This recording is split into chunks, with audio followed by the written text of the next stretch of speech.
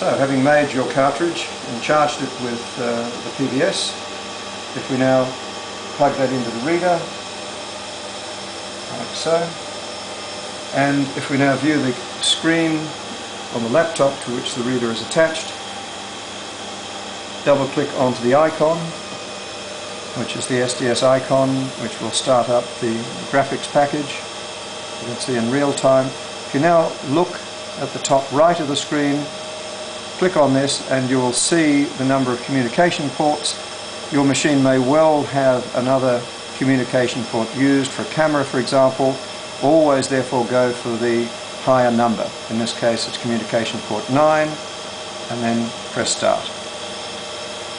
Now, because of the way in which the reader functions, it is now fitting an impedance curve to the raw data, and will derive from that impedance curve and print out a resistance for the ions being transported across the membrane, and also a capacitance of the membrane, and this is now displayed either as the resistance here or the capacitance, and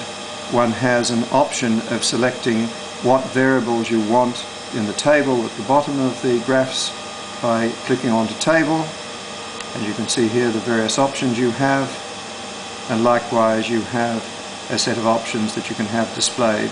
as graphical outputs. And you can see here that the first data points beginning to appear, and you will find on the table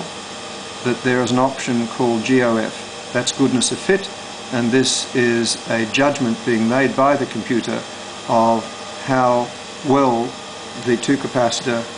1 resistor model is being fitted, and